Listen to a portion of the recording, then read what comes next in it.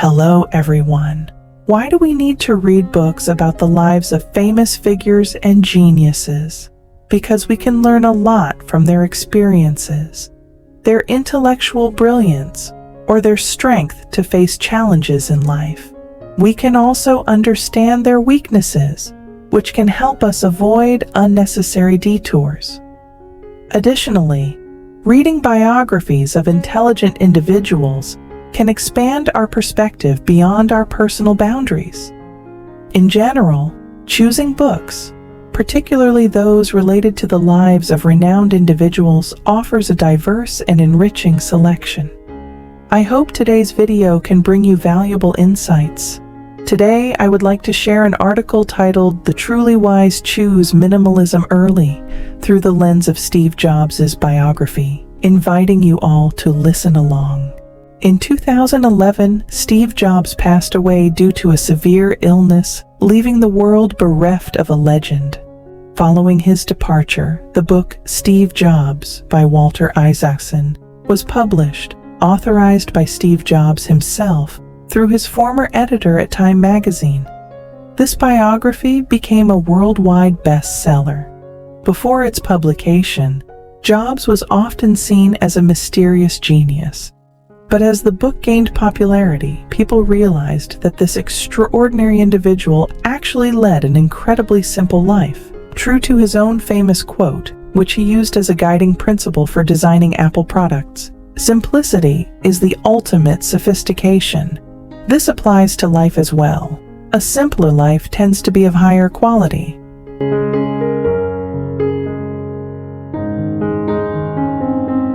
One. Simplicity in material possessions. An author once said that if someone excessively values material pleasures, they will pay for it with their own spirit. In today's noisy society, we often chase after material desires.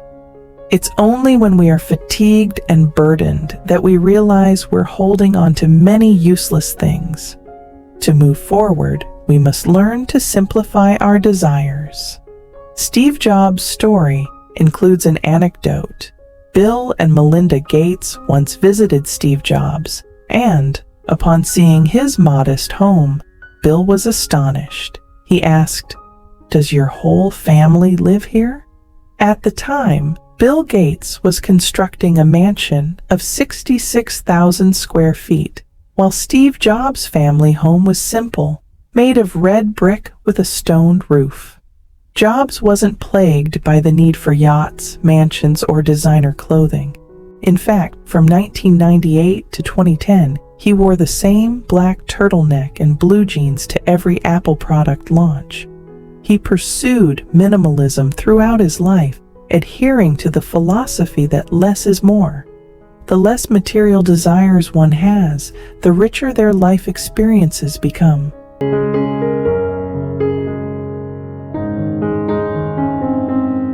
I once watched a TED Talk by Joshua Becker, a renowned American writer and philanthropist.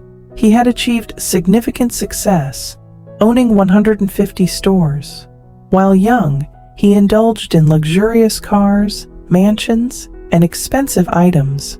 However, these endless material desires left him fatigued. When his mother passed away, he was busy earning money. As his children needed his presence during their upbringing, he was often absent. Becker started reflecting on what he truly needed and eventually left his high-paying job, downsized his assets by 75%, decluttered and disposed of 90% of the unnecessary items in his home, keeping only 288 essential items. He realized that shedding unnecessary possessions simplified his life and made it more meaningful. He has enough time and energy to do what he likes. As Becker put it, we throw away 90% of our lives and get 10% in return.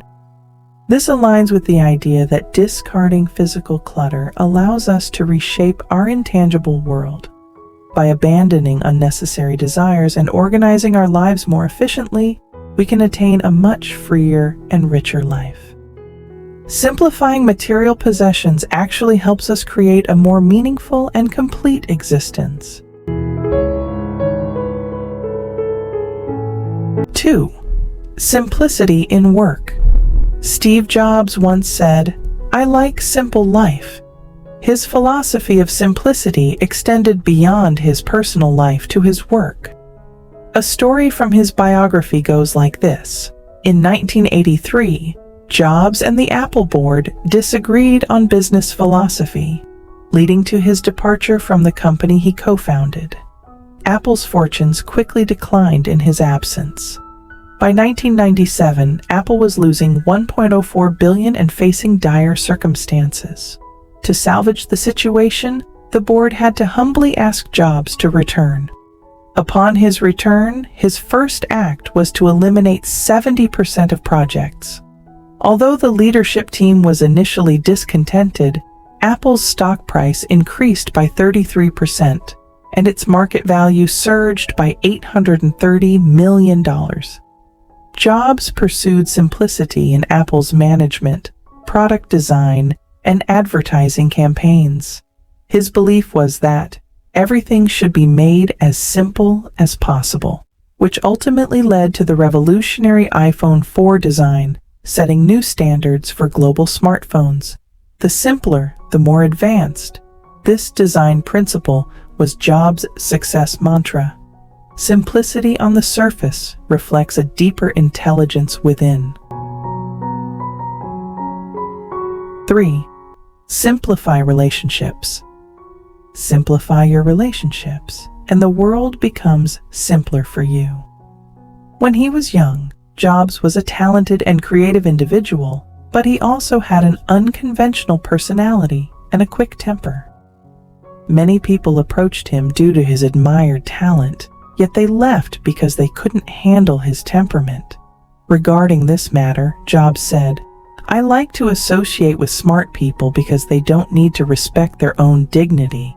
Does that mean intelligent people lack dignity? Of course not. It's just that they don't concern themselves with appearances. They focus more on their personal growth. This enables them to maintain an open mind at all times. Steve Jobs never wasted time praising or appeasing anyone. He believed in spending time developing relationships with intelligent individuals instead of those who were unnecessary. This way, those who could thrive under pressure not only became leaders in their fields, but also lifelong friends of Jobs.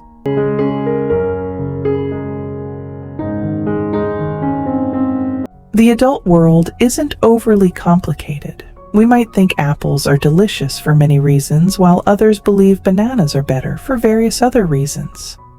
It doesn't matter. We don't have to try to change each other. A comfortable relationship is sufficient.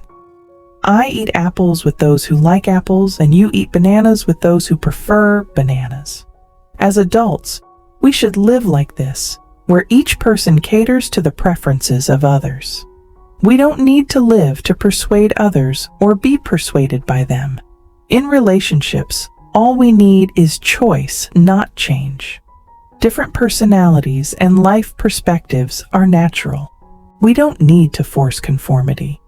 Anything that makes you bow down to attain, anything that requires you to exert yourself excessively to fit in with someone or a group, is a mistake.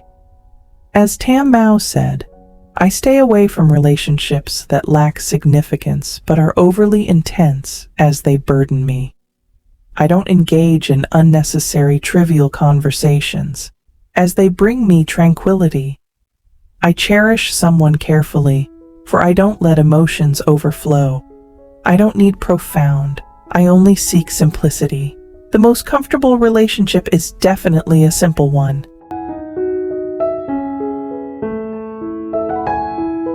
Four, simplifying life. A renowned comic artist from Taiwan dedicated his entire life to a principle: living the simplest life while enriching the spirit. If he ate just one meal a day, even a simple steamed bun with tofu felt delicious. The ancient Greek philosopher Epicurus, who gave birth to the Epicurean philosophy, a school of thought that upheld joy and a tranquil life free from pain and fear. He possessed very few possessions and daily consumed brie, olives, and water. On special occasions, he might indulge in a bit of cheese. He understood that when we speak of life's purpose as joy, we don't mean pleasure from excess or sensory delights. Rather, it's joy derived from the absence of physical pain and mental turmoil. True delight doesn't come from ceaselessly drinking wine or indulging in sensual pleasures, nor from savoring fish or extravagant dishes. It stems from clear thinking, finding a foundation for choice and letting go, dispelling beliefs that hurt the soul. Indeed, the true taste of life comes from simple things. The joy of life always emerges from letting go, reducing, and becoming simpler.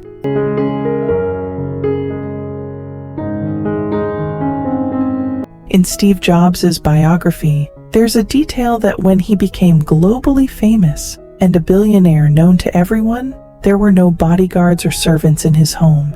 He didn't even lock his doors during the day. At that time, people around him were indulging in extravagance and ostentation, but Jobs said he observed people at Apple, those who, after making a lot of money, felt that their lives would change. They bought luxury cars and numerous houses, each with a butler and then a manager overseeing all the servants. Their wives underwent plastic surgery, making themselves unnatural. This isn't the way I want to live. I promised myself not to let money ruin my life. In Jobs' life, only 3 things were truly important: his career, music, and family. When he faced cancer and couldn't direct Apple's operations, the 2 most important things left were family and music. At that time, Apple's employees knew Jobs was ill and suggested a farewell party.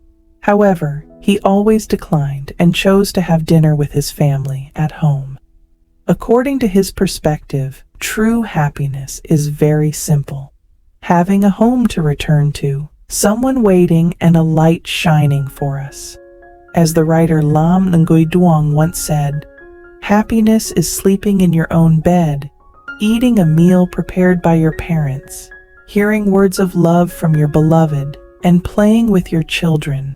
You might think that every day repeating in monotony would be boring, but that's the happiness that can't be replicated. Do you see? The most valuable things are often the simplest. Jobs said, "I have this mantra: focus and simplicity. Simplicity is harder than complexity because you have to work hard to make your mind simple. But in the end, this effort is worthwhile because once you step into that realm, you can move mountains. The simpler your life, the more you can relish the sweet joy and beauty of the world. Discard unnecessary material desires. Ignore unnecessary ambitions.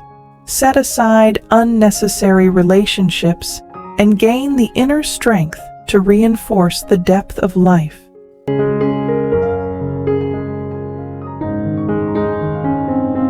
What do you think about this way of living? Please leave your comments below for us to discuss.